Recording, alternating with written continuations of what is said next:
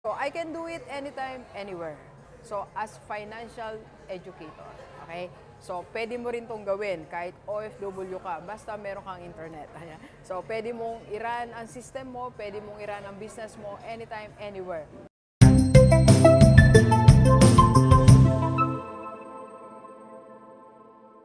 Universe, pag-usapan natin, paano kumita at mag-invest habang nagkakape. Kape po tayo. Alright, alam niyo, naalala ko, long time ago, no, I received an email from Sir John Orania. So, ang email niya po ay naglalaman ng isang mensahe. Ay, Sir John, ang mensahe niya ay, gusto mo ba magkaroon ng negosyo habang nasa Starbucks at nagkakape? That time, I was employed as a principal. So sabi ko, parang imposible. Pero parang nagsimula akong mangarap. Paano nga ba mangyayari na nagkakape ako, tapos ako po ay kumikita at running my business? At ngayon, dadagdagan pa natin yon. Nakakapag-invest ka rin habang nagkakape ka. Okay? Let's go, let's go. So, unang-una, doon muna tayo sa kumita. So, paano nga ba tayo kumikita habang nagkakape? Ibig lang sabihin po niyan, you are running a business anywhere, anytime. Okay, so parang ngayon, nandito tayo sa Starbucks, I can run my business. So kanina lumapit sa atin, so sabi niya, Rockstar! So, kwento-kwento kami. So, yun, so sabi niya, Doc, paano ba yung sinasabi mo sa IMG? Paano ba yung mutual fund? Paano yung Kaiser? Paano ba gagawin? So, in-explain ko. So, ngayon, kinakausap siya ng aking team. So, pag nag-join po siya, I'm running my business. So, paano naging possible? Because of this platform. Kasi sa IMG po, napakaganda po ng platform. You can open it, dahil online po siya. Ayan, so mag-login lang tayo. Ito po ang aking portal. So, pag nag-join ka sa IMG, meron kang username, meron kang sarili mong, of course, password. Then, you can do the transaction. Ayan po siya. Okay? So, I can do it anytime, anywhere. So, as financial educator. Okay? So, pwede mo rin tong gawin kahit OFW ka, basta meron kang internet. So, pwede mong i-run ang system mo, pwede mong i-run ang business mo anytime, anywhere. So, pag may kausap ka, discuss mo lang. For example, kanina, diniscuss ko lang, these are the top benefits of becoming an IMG member. So, yan, isa-isa lang natin. So, pwede mo naman pakita, di ba? Yan, dali lang, right? So, you run your business sa IMG under financial industry as a financial educator anytime, anywhere. Alright? So, next naman, Doc, paano ako makapag-invest habang nagkakape? So, halimbawa ngayon, nagkakape tayo. Kape po tayo. If I want, I can invest. So, for example po, kasi pag nag-IMG member ka po, automatic mutual fund investor ka. Alright? So, ito po ang ating investment. Makikita po natin sa Soldivo Fund.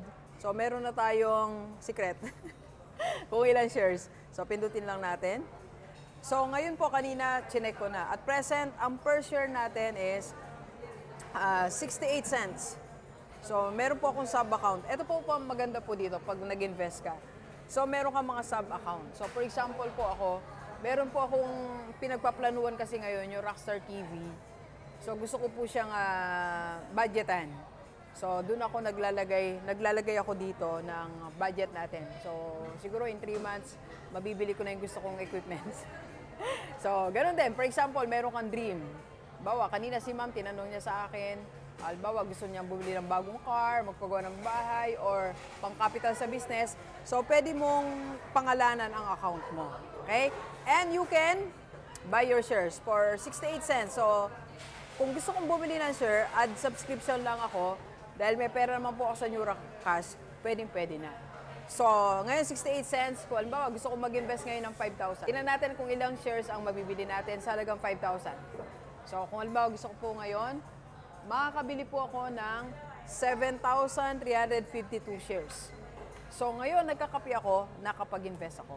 So, hindi na po uso ngayon yung kailangan mo munang mag-ipon ng 100,000 bago ka mag-invest.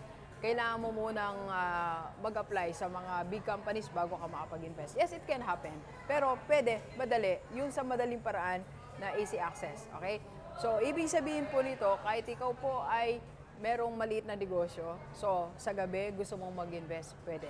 Okay? Nung kinita mo, halimbawa, 20% talagang gusto mong ilagay sa investment, pwede po. Yung mga members ko, sari-sari store owner, may mga maliliit na negosyo, yung iba naman mga employed, yung iba naman mga business owners. So iba-iba na. Iba OFW.